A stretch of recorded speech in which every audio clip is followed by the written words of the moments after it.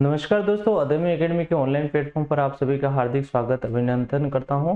यहाँ पर हम जो पढ़ रहे थे वो मिल्क के बारे में अध्ययन कर रहे थे कि उनको कौन सी विधि से दूध का दोहन करना चाहिए। और आज हम जो पढ़ने वाले हैं वो है कुछ दूध के बारे में कुछ इम्पोर्टेंट चीज़ें पढ़ेंगे कि दूध में किन किन चीज़ों का कंट्रीब्यूशन होता है। उन चीज़ों के बारे में हम अध्ययन करने वाले हैं। मतलब यहाँ से यूँ समझिए कि क्वेश्चन हमेशा दूसरे एग्जाम में भी बनता आया है और यहाँ पर बनने की भी संभावना पूरी पूरी रहेगी। और हम जो कंटेंट जो प्रोवाइड करवाएंगे और जो यहाँ पर पढ़ाया जाएगा है ना, वो बहुत बेहतरीन तरीके से पढ़ाया जाएगा और एक एक चीज़ यहाँ पर बताई जाएगी। तो आपको यहाँ पर निश्चित तरीके से एक एक चीज़ को बहुत ध्यानपूर्वक पढ़ना है। तो आइए चलिए आज जो हम टॉपिक चालू करने वाले हैं उसको हम स्टार्ट करते हैं। क्लियर।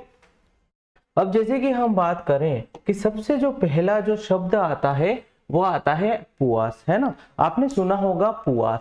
ये पुआस होता क्या है?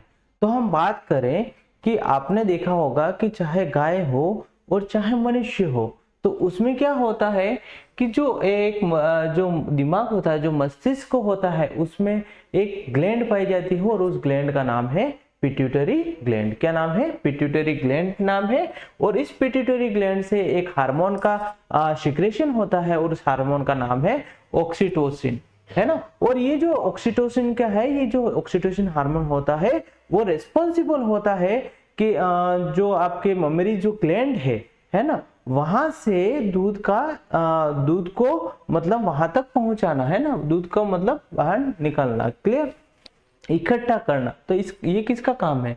ये ऑक्सीटोसिन का काम है। मतलब हम कह सकते हैं कि जो पशु होते हैं उन पशु की जो थन और अयन होता है ना, उससे दूध उतारना। और दूध उतारने की जो क्रिया हो रही है वो किस हार्मोन से हो रही है? वो हो रही है ऑक्सीटोसिन हार्मोन के कारण हो रही है ना। ये ऑक्सीटोसिन हार्मोन की वजह से क्या होगा? कॉन्ट्रैक्शन होगा। और कॉन्ट्रैक्शन, है ना, कॉन्ट्रैक्शन क्या बोल रहे हैं?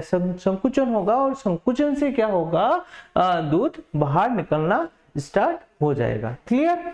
तो इतनी सी चीजें आपको ध्यान रखनी है। और जो आपकी ये प्रोसेस है, ये पूरी दूध निकालने की है, दूध निकालने की जो प्रक्रिया है, पूरी प्रोसेस है, उसी को हम किस नाम से जानते हैं? तो उसको हम जानते हैं पुआस के नाम से जानते हैं। क्लियर। इतनी सी चीज आपको ध्यान होनी चाहिए कि पुआस क्या चीज होती है। तो पुआस के बारे में आपको बहुत अच्छे तरीके से ध्यान रखना है। फिर हम आगे बढ़े, है ना। आगे अगर हम बात करें तो आगे हम बात करते हैं कि दूध की परिभाषा क्या होनी चाहिए। किसकी परिभाषा? तो दूध की जो परिभाषा है वो क्या होनी चाहिए? तो हम देखते हैं कि जो एक या एक से स्वस्थ पशु से जिनका भली भांति से पालन पोषण हुआ, मतलब ऐसा पशु जिसमें किसी भी प्रकार की कोई बीमारी नहीं हो, है ना। जैसे बीमारी अगर किसी पशु में होगी तो वो बीमारी मनुष्य में भी फैलने की आशंका रहती है या फिर पशु से पशु में फैलने की भी आशंका रहती है। क्लियर। इतना आपको ध्यान रखना है। और बात करें हम कब तक? 10 दिन पश्चात जो स्वच्छ एवं ताजा जो दूध होता है, मतलब हम बात करें कि कोई भी पशु है, उसने किसी बछड़े को जन्म दिया, तो जन्म देंगे तो उस समय जो दूध निकलेगा उससे खीस बनाते, क्लियर, है ना। वो हम खीस बनाते हैं और उसमें जो पोषक तत्व होते हैं वो प्रचुर मात्रा के अंदर पाए जाते हैं। और हम बात करें, किसकी बात करें हम, है ना, ताजे दूध, तो 10 दिन उस जब बछड़े का जन्म होगा उससे 10 दिन या 15 दिन के बाद में जो हम लैक्टोज शरण प्राप्त करते हैं, क्या है ना, जो लैक्टोज शरण प्राप्त करते हैं उसी को हम क्या बोलते हैं? दूध कहते हैं। ठीक है ना। इतना आपको समझ में आ गया होगा। फिर हम बात करें कि ये जो दूध होता है, कौन सा दूध, है ना, जो हमने यहाँ पर दूध जो 15 दिन के बाद 10 दिन के बाद की बात कर रहे हैं, तो ये जो दूध होता है, इस दूध में जो वसा का परसेंटेज होता है, जो फैट का जो परसेंटेज होता है वो कितना होता है? तो 3.25% तक फैट होता है। फिर हम नेक्स्ट बात करें कि वसा रहित ठोस पदार्थों की मात्रा बात करें, तो मतलब ये किसकी बात कर रहा है? ये बात कर रहा है, आपने नाम सुना होगा SNF, है ना, सॉलिड नॉट फैट। इसका मतलब क्या होता है? Solid not fat. मतलब फैट के अलावा जो भी है, विटामिन है, खनिज लवण है ना, प्रोटीन्स है, इनकी बात कर रहा है। तो इसकी अगर मात्रा देखी जाए तो कितनी हो जाएगी दूध में? 8.5%। क्लियर? यहां तक आपको समझ में आ गया होगा। और अगर हम बात करें, किसकी बात करें, हम बात करें कि घी से कार्बोहाइड्रेट की तुलना में, है ना, जो घी होता है आपका, है ना, ये घी होता है, उसमें कार्बोहाइड्रेट की तुलना में कितना? 2.25 गुना अधिक ऊर्जा प्राप्त की जाती है। फिर आपको ध्यान होगा कि दूध में एक और चीज पाई जाती है और उसका नाम है लेसिथिन। क्या नाम है? लेसिथिन, है ना, लेसिथिन। ये क्या करता है? जो दूध में जो वसा का कंटेंट है, जो फैट कंटेंट है, उसको क्या करता है? कंजर्व करके रखता है, उसको सुरक्षित रखता है। क्लियर है ना? तो ये आपको ध्यान होना चाहिए। और दूध में जो क्या क्या चीजें आपको देखने को मिलेगी, उसमें विटामिन मिलेंगे, उसमें कोलेस्ट्रॉल मिलेगा। क्लियर? तो ये आपको ध्यान रखना है। फिर अगर हम बात करें नेक्स्ट, है ना, कि सबसे महत्वपूर्ण यहां से प्रश्न बनने की संभावना रहती है, और हम बात करें, किसकी बात कर रहे हैं? विभिन्न पशुओं में दूध का जो भी पशु, जैसे गाय होगी, भैंस हो गई, बकरी, भेड़, है ना, इनका अगर देखें कि इनका जब दूध निकालते हैं तो उनका पीएच मान क्या क्या होना चाहिए, और अगर रोगी पशु है तो उसका जो दूध होता है उसका पीएच मान क्या क्या होना चाहिए। क्लियर? तो हम देखें कि अगर सबसे पहले हम बात कर रहे हैं किसकी? गाय की बात करें, और अगर गाय में अगर बात करें तो उसका पीएच मान कितना होना चाहिए? तो 6.6 पीएच। अगर हम बात करें, सबसे पहले एक चीज समझने की कोशिश करते हैं कि जो आपकी पीएच जो टेबल होती है ना, पीएच जो टेबल होती है वो होती है आपकी 0 से लगाकर 14 तक, है ना। उसमें जो आपका जो सेंट्रल होता है वो 7 नंबर होता है, और 7 नंबर को हम अगर 7 नंबर है पीएच टेबल में तो उसको हम उदासीन या फिर न्यूट्रल कह देते हैं। और अगर 7 से कम किसी चीज की वैल्यू है ना, 7 से कम अगर वैल्यू है तो उसको हम क्या बोलते हैं? एसिडिक नेचर का कहते हैं। और अगर 7 से ज्यादा वैल्यू है तो हम उसको क्या बोल देते हैं? क्षारीय नेचर या फिर बेसिक नेचर का कह देते हैं। इतनी सी चीजें आपको ध्यान रखनी है। तो हम बात करें गाय की, तो गाय का जो पीएच है वो कितना है? 6.6 है, मतलब हल्का अम्लीय कह सकते हैं हम। क्या कह सकते हैं? हल्का अम्लीय कह सकते हैं। इसीलिए ये जो गाय का जो दूध होता है, जो भैंस का दूध होता है, इसको इसके सेवन से पाचन से संबंधित जो पाचन भी अच्छी तरीके से होता है। क्लियर? क्यों? क्योंकि हल्का अम्लीय होता है। फिर हम बात करें जो भैंस होता है उसमें पीएच मान की बात करें तो 6.8% होता है, 6.8 पीएच वैल्यू होती है उसकी। और हम बात करें कि अगर कोई पशु है और उसमें कौन सा रोग है?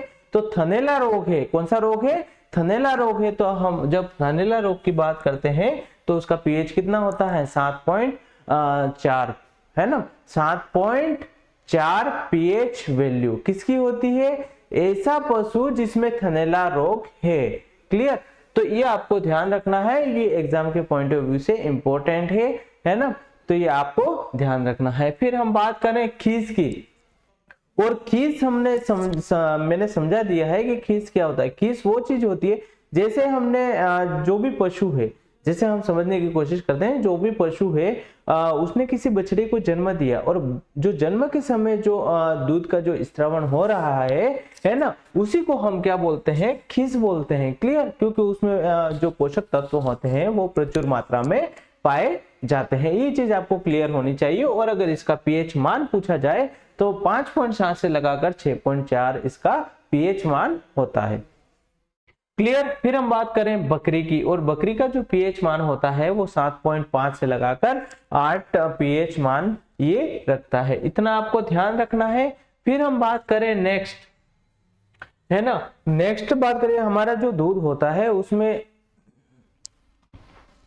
जो ये संगठन बात कर रहे हैं ना हम, किसके? दूध में, मतलब दूध में क्या क्या चीजें मिलेगी। जैसे कि हम बात करें सबसे पहले, तो सबसे पहले जो मिलेगी वो मिलेगी आपको प्रोटीन मिलेगी, है ना, शुगर मिलेगा उसी में खनिज लवण मिलेंगे, उसी में विटामिन मिलेंगे। क्लियर? ये आपको ध्यान रखना है। उसी में वाटर मिलेगा, है ना, तो ये सारे जो दूध होता है वो किन किन चीजों से मिलकर बना हुआ होता है ना। और इन चीजों के बारे में क्यों पढ़ना आवश्यक है, ताकि हम जान सकें कि जो दूध है, जो हम पशु जो है उनसे अगर दूध एक्सट्रैक्ट कर रहे हैं, क्लियर, अगर हम दूध को एक्सट्रैक्ट कर रहे हैं और एक्सट्रैक्ट करने के बाद में हम देखें तो सही उस दूध में क्या क्या चीजें उपस्थित है और क्या क्या चीजें उपस्थित नहीं है, तो इसकी जानकारी सामान्य होनी चाहिए और यहाँ से क्वेश्चन बनने की संभावना बहुत ज्यादा है। क्लियर, तो यहाँ पर आप बहुत मोस्ट इंपॉर्टेंट कर दीजिएगा इस टॉपिक को। और हम बात करें सबसे पहले ये लैक्टोज, प्रोटीन, खनिज पदार्थ, विटामिन, एंजाइम और जल, इनसे ये दूध बना हुआ होता है। और सबसे पहले हम बात करने वाले हैं लैक्टोज की। किसकी बात करेंगे? लैक्टोज की बात करेंगे। और ये लैक्टोज जो होता है इसी को हम हिंदी के अंदर या फिर साइंस की भाषा में बोलते हैं दुग्धम, हिंदी में। क्लियर, और अब बात करें हम, है ना, ये क्या होता है, ये दुग्धम, ये लैक्टोज क्या होता है, तो एक प्रकार का क्या है, ये कार्बोहाइड्रेट होता है। आपको ध्यान रखना है क्या होता है, तो एक प्रकार का कार्बोहाइड्रेट होता है। और बात करें कि अगर पूछा जाए आपको कि दूध का जो मीठापन होता है वो किस कारण से होता है, तो जो दूध का मीठापन होता है वो किसकी वजह से होता है, तो लैक्टोज की वजह से होता है। ये आपको बताना है, अगर कोई भी पूछ ले, एग्जाम में पूछ ले, चाहे कोई दूसरा भी पूछ ले, तो बताना है कि जो दूध में मीठापन होता है वो लैक्टोज के कारण आता है। और बात करें कि ये जो लैक्टोज है ना, ये किस प्रकार की शुगर है, तो ये किस प्रकार की है, ये डाइसेकेराइड प्रकार की शुगर है। किस प्रकार की है, तो डाइसेकेराइड प्रकार की शुगर है। और हम बात करें कि डाइसेकेराइड प्रकार की है तो किन किन से मिलके बना होता है, तो ग्लूकोज और गैलेक्टोज। क्लियर, ठीक है ना। हम बात करें कि ये जो ग्लूकोज होता है इसका फॉर्मूला C6H12O6 होता है। और हम बात करें कि ये जो ग्लूकोज के बाद में गैलेक्टोज की बात करें तो इसका भी फॉर्मूला क्या होता है, C6H12O6। तो आपके मन में एक प्रश्न आ रहा होगा कि इन दोनों का नाम अलग अलग क्यों रखा, जबकि सूत्र तो एक है। ये नाम इसीलिए रखा गया है क्योंकि इसका सूत्र तो समान है, लेकिन जो संरचना होती है, जो स्ट्रक्चर होता है वो डिफरेंट होता है।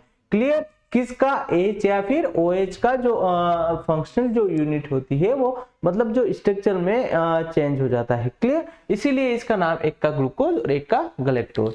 क्लियर यहां तक। फिर हम बात करें दूसरी कि जो गाय का जो दूध होता है उसमें लैक्टोज की मात्रा पूछी जाती है। तो जो गाय का जो दूध होता है उसमें लैक्टोज की जो मात्रा होगी वो कितनी है, 4.9%। क्लियर, फिर हम बात करें किसकी, भैंस की बात करें, तो ये जो भैंस होता है इसमें जो लैक्टोज की जो मात्रा होती है वो 5.9% होती है। और फिर अंतिम में हम बात करें किसके, मानव दूध की, और उसमें अगर लैक्टोज की मात्रा पूछी जाए तो 6.98% होती है। क्लियर पॉइंट यहां तक। फिर हम बात करें किसकी बात करें, कि आपको ध्यान रखना है कि जो साहीवाल गाय होती है और उसका दूध कैसा होता है, जो साहीवाल गाय होती है उसका जो दूध अगर हमने देखा तो उसका जो दूध होता है उसमें कितना लैक्टोज पाया जाता है, उसमें 5% लैक्टोज पाया जाता है। इसीलिए जो साहीवाल जो गाय है उसका जो दूध होता है वो भी कैसा होता है, तो मीठा होता है। ये आपको ध्यान रखना है। और अगर हम बात करें कि सर्वाधिक मात्रा में अगर बात करें किसकी, लैक्टोज की और जल की, है ना, तो वो किसमें पाया जाता है, तो जो घोड़ी का जो दूध होता है उसी में ये पाया जाता है। सर्वाधिक मात्रा में क्या पूछे, लैक्टोज या लैक्टोज और पानी, वाटर, है ना, तो वो किसमें पाया जाता है, तो घोड़ी के दूध में पाया जाता है। यहां तक सभी को क्लियर होगा।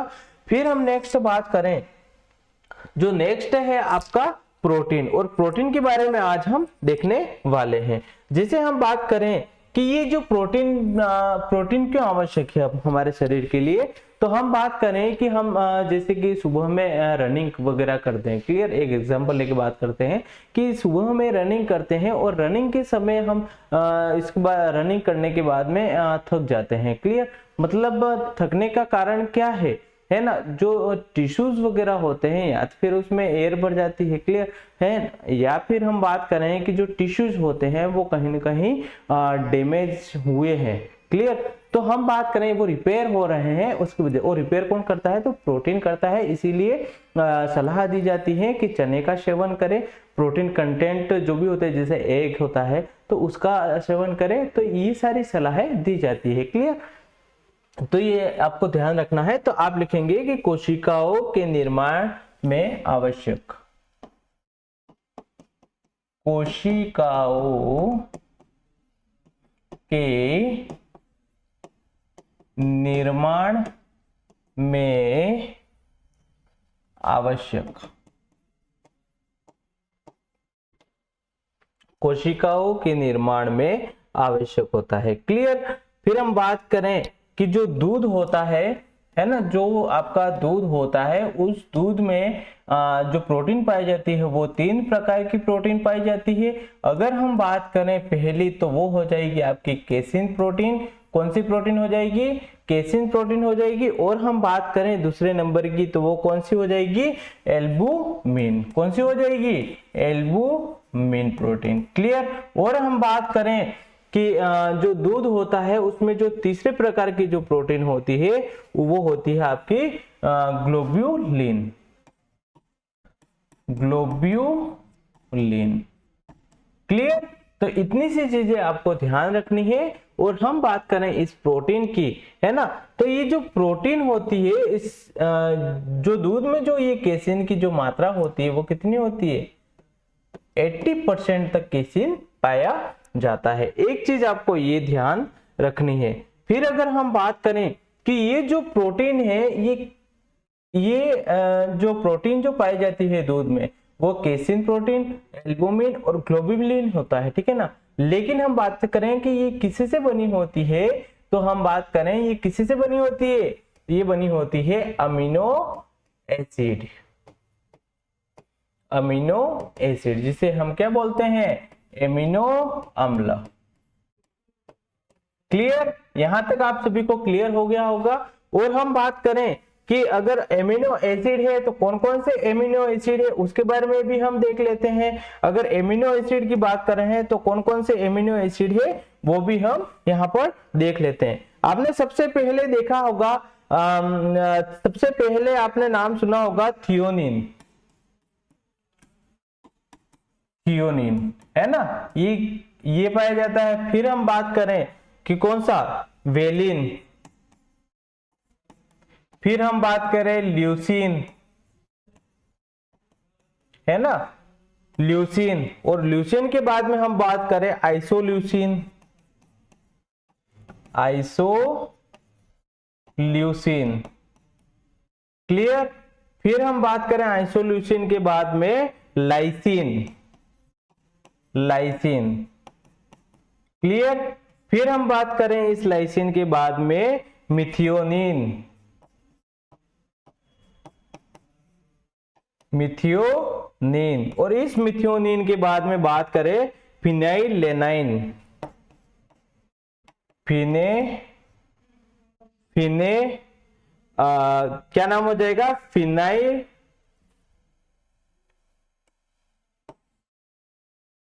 क्या नाम हो जाएगा?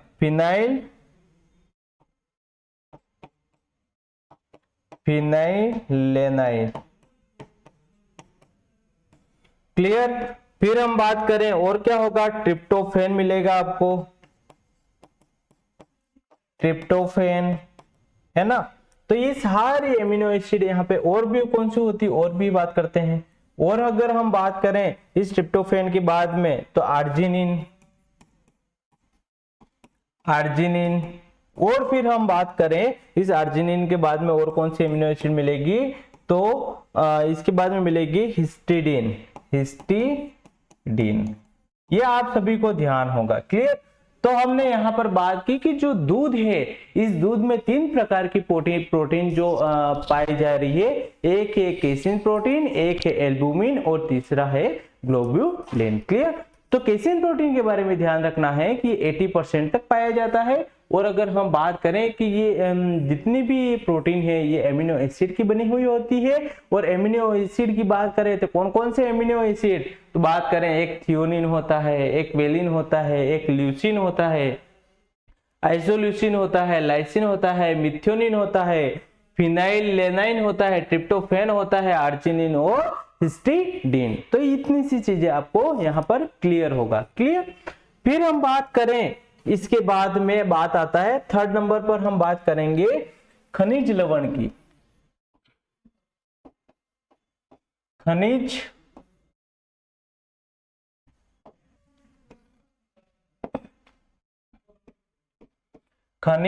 लवण। क्लियर। तो यहां पर दूध के अंदर कौन कौन से आपको खनिज लवण देखने को मिलेंगे, तो हमें ध्यान रखना है। आपने नाम सुना होगा कैल्शियम, कैल्शियम, और कौन सा मिलेगा, फोस्फोरस, फोस्फोरस के बाद में और कौन सा मिलेगा, कैल्शियम, फोस्फोरस। फिर हम बात करें आयरन, आयरन। क्लियर। और इस आयरन के बाद में बात करें पोटेशियम, पोटेशियम। और इस पोटेशियम के बाद में हम बात करें तो कौन सा मिलेगा, मैग्नीशियम, मैग्नीशियम। और इस मैग्नीशियम के बाद में हम बात करें और क्या मिलेगा, सोडियम। और क्या बात करें हम, सोडियम के बाद में सल्फर। और कौन कौन से तत्व मिलेंगे और भी देख लेते हैं। सल्फर के बाद में मिलेगा आपको कॉपर, जिसे हम तांबा बोलते हैं। एक मिलेगा आपको कोबाल्ट। क्लियर। फिर हम बात करें जिंक, और एक मिलेगा आपको आयोडीन। आप सभी को ध्यान होगा कि जो कैल्शियम होता है उसको Ca से दर्शाते हैं, फास्फोरस होता है उसको P से दर्शाते हैं, आयरन को हम Fe से दर्शाते हैं, पोटेशियम को K, मैग्नीशियम को Mg, सोडियम को Na, और हम बात करें सल्फर की तो S से, और कॉपर की बात करें तो Cu, और कोबाल्ट की Co, और जिंक की बात करें तो Zn, और आयोडीन की बात करें तो I। ये सब इनके सिंबल हैं।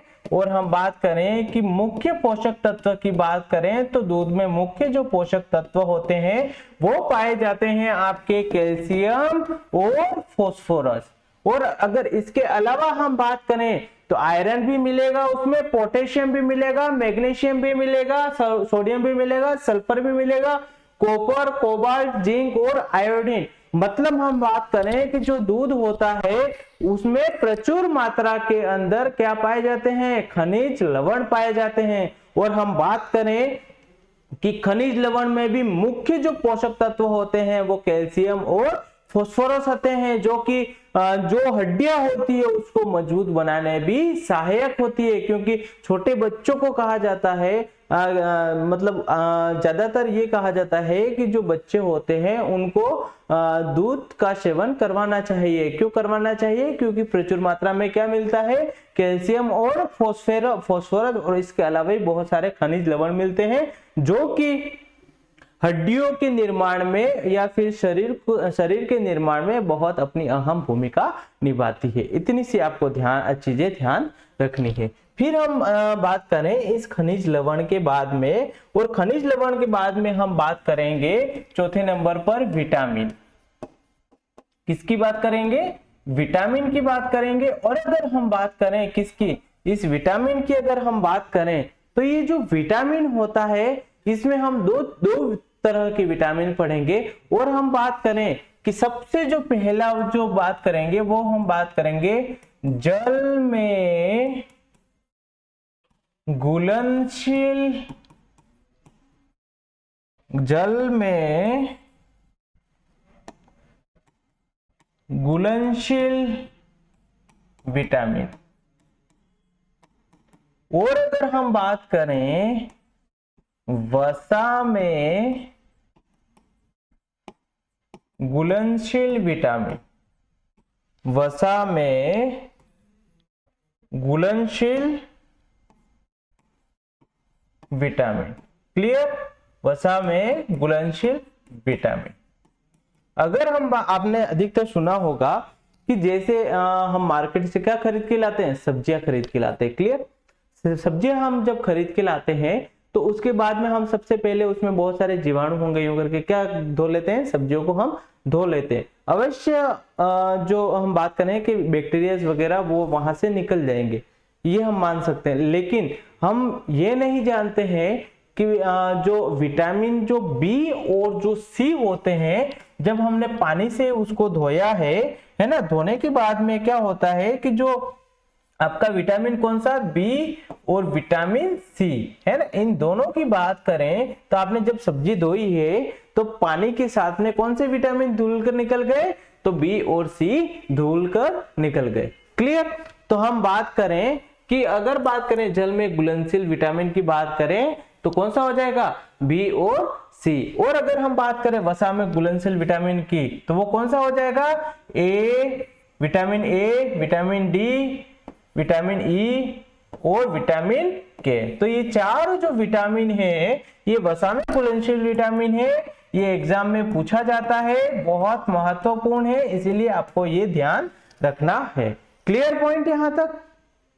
फिर अगर हम बात करें, किसकी बात करें, इस विटामिन के बाद में हम बात करें कि इस विटामिन के बाद में बात करें हम एंजाइम की बात करेंगे। किसकी बात करेंगे, एंजाइम की। तो 5वें नंबर पर आप हेडिंग डालेंगे एंजाइम। क्या हेडिंग डालेंगे,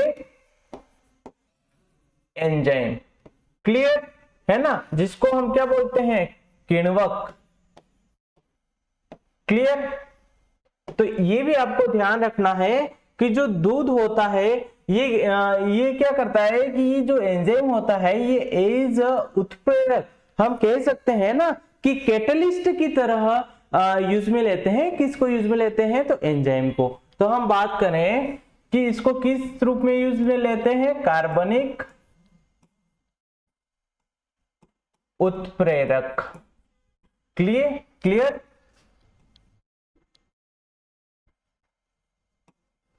कार्बनिक कैटलिस्ट। तो ये आपको ध्यान रखना है, इस रूप में इसको उपयोग लेते हैं। अब जैसे हम बात करें ये कैटलिस्ट क्या होता है, कैटलिस्ट वो होता है कि किसी रिएक्शन के अंदर जब कोई रिएक्शन हो रही है उस रिएक्शन में पार्टिसिपेट तो नहीं करे, लेकिन वो क्या कर दे, उस रिएक्शन की जो क्रिया है ना, वो जो प्रोसेस चल रही है उसको और फास्ट कर दे, इसका ये कार्य होता है। मतलब क्या कर रहा है, वो पार्टिसिपेट उस रिएक्शन के अंदर तो नहीं कर रहा है, लेकिन उसकी जो क्रिया विधि है, मतलब जो समय लग रहा है उस समय को क्या कर देता है, घटा देता है और रिएक्शन बहुत फास्ट कंप्लीट हो जाती है। तो इसका मुख्य काम होता है। और अगर हम बात करें इस दूध में जो एंजाइम पाया जाता है तो कौन कौन से एंजाइम आपको यहाँ पर देखने को मिलेंगे। सबसे पहले बात करूं फॉस्फोरस, कौन सा मिलेगा आपको, फॉस्फोरस। फिर अगर हम मैं बात करूं एक और मिलेगा आपको एंजाइम एमाइलेज, है ना, कौन सा एंजाइम मिलेगा, एमाइलेज। फिर मैं बात करूं और क्या मिलेगा, पर ऑक्सीडेज, है ना। और अगर मैं बात करूं और क्या चीजें मिलेगी, तो अगर मैं और बात करूं स्टरेज, है ना, एक आपने नाम सुना होगा, क्या नाम सुना होगा, तो स्टरेजेज,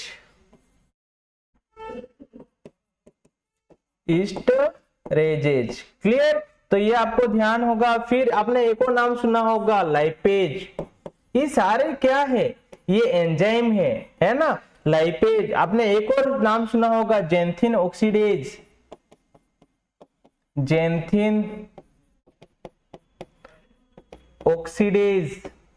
और आपने एक और नाम सुना होगा प्रोटीएज, क्लियर। और आपने एक और नाम सुना होगा कैटालेज। और इसके अलावा अगर हम बात करें कि और भी होते हैं तो बिल्कुल हाइड्रोजिनेज आपने नाम सुना होगा। और अगर हम इस हाइड्रोजिनेज के बारे में बात करें तो एल्डोलेज, क्लियर। तो ये सारे जो एंजाइम है वो कहां पर मिल रहे हैं, तो ये जो एंजाइम है वो कहां पर मिल रहे हैं आपको? ये सारे एंजाइम दूध के अंदर मिल रहे हैं। और ये जो एंजाइम है इनका मुख्य कार्य क्या रहता है? तो मुख्य कार्य आप लिखेंगे कि जो मुख्य कार्य इनका रहता है वो रहता है जो भी आपके पोषक तत्व है उनको विघटित करना, उनको तोड़ना। क्लियर? तो इसका मुख्य कार्य रहता है ना, पोषक तत्वों को विघटित या तोड़ना। क्लियर? तो इनका मुख्य कार्य ये होता है। तो हमने यहां पर क्या देखा? एंजाइम देखा। और एंजाइम में हमने देखा कि जो एंजाइम है वो एज ए कैटलिस्ट यूज में लेते हैं। और हम बात करें कि जो ये इसमें कौन कौन सी चीजें मिलेगी, कौन कौन से एंजाइम मिलेंगे दूध के अंदर, तो हम बात करें फॉस्फोरस, है ना, फिर हम बात करें पर ऑक्सीडेज, फिर हम बात करें एमाइलेज, फिर हम बात करें स्ट्रेजेज, फिर हम बात करें लाइपेज, फिर हम बात करें जेंथिन ऑक्सीडेज, है ना, फिर हम बात करें प्रोटीएज, फिर हम बात करें केटालेज, और हम बात करें हाइड्रोजिनेज, और अंतिम में हमने बात की एल्डोजेज। ये सारे एंजाइम जो पाए जा रहे हैं वो दूध के अंदर पाए जा रहे हैं। और इनका मुख्य कार्य यही रहता है कि जो पोषक तत्व है उनको क्या करना? उनको तोड़ना, उनको विघटित करना, उनको डिकम्पोज करना, इनका मुख्य कार्य रहता है। तो ये आपको ध्यान रखना। और हम देखेंगे इस 6 नंबर पर, वो देखेंगे हम जल। तो दूध में जो जल पाया जाता है वो भी आपको ध्यान रखना है। तो हम यहाँ पर जल के बारे में देख लेते हैं। क्लियर? एक चीज ध्यान रखना कि दूध में जल की मात्रा जो होती है वो बहुत अधिक होती है। लगभग मानते हैं 85 से लगाकर 86%, है ना, दूध में जल की मात्रा अधिक होती है। एक चीज आप ये ध्यान रखेंगे। और इस जल के बारे में क्या ध्यान रखें कि अगर हम बात करें किसके दूध की? गाय के दूध की बात करें। और अगर हम बात करें किसके दूध की? भैंस के दूध की बात करें, तो जो इसमें वाटर जो कंटेंट होता है, तो हम बात करें कि जो गाय का दूध होता है उसमें 86% तक जल पाया जाता है। और अगर हम बात करें भैंस में तो 83% तक इसमें क्या पाया जाता है? पानी कंटेंट पाया जाता है। तो इतनी जानकारी आपको इसके बारे में ध्यान रखनी है। फिर अगर हम बात करें नेक्स्ट की, है ना, नेक्स्ट अगर हम बात करें तो इस नेक्स्ट की अगर हम बात करेंगे तो नेक्स्ट जो हम पढ़ने वाले हैं वो है हमारा, क्या पढ़ेंगे? जो हमने इससे पहले हमने देखा था कि जल के बारे में। और जो जल है ना, जल है वो कैसा था?